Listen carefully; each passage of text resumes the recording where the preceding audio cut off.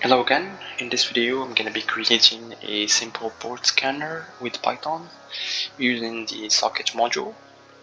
So let's get started. I've already opened a Sublime text editor page.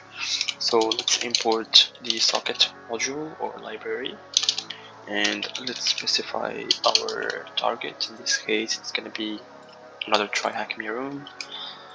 Good.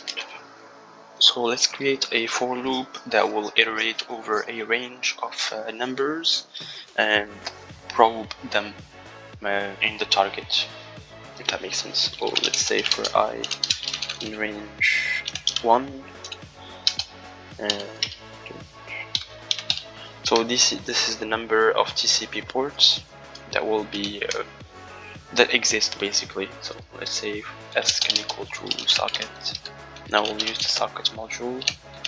So socket dot if inet, specifying that we are using the IPv4, and let's specify that we want TCP connection. So it's socket sock stream, if I remember correctly. Good. And let's say result can equal to s, which is our previously mentioned variable. So s.connect ex on our target and I. So this is another socket function. Let me just rectify this. Connect ex. So this is just like if you've ever worked with the socket module, this is a very normal syntax to have in your script when you're using the socket library. And this function returns a code, an error code. So if it returns 0, it means that it was able to connect to that specific port, and when it returns 1, it just means that it was not able to connect to that specific port. And our target is this, and I is just gonna be every number in this specific range. So let's say if result is equal to 0, meaning it was able to connect, then we'll just print let's use an f string and have a placeholder here. I have the specific port number that was able to, or that generated the 0. So port is open, and else s.close, meaning just close that socket connection.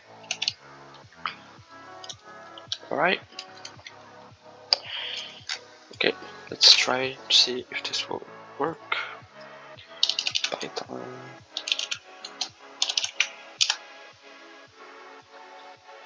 Okay, so it was able to retrieve 3 port numbers, which is everything that it will be will be found basically.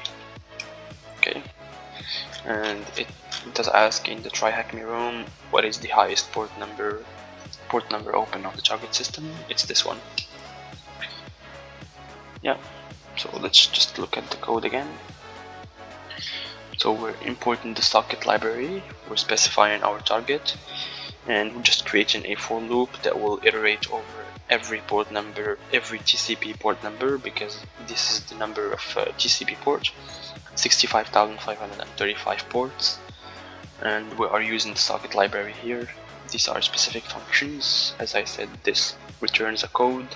When it returns 0, it means that it was able to successfully connect, and when it returns 1, it means that there is an error, like it was not able to connect.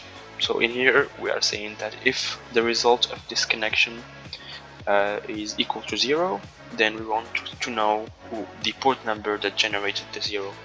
If it's basically a 1, I'm just closing the connection. That's it. That's basically all there is to it.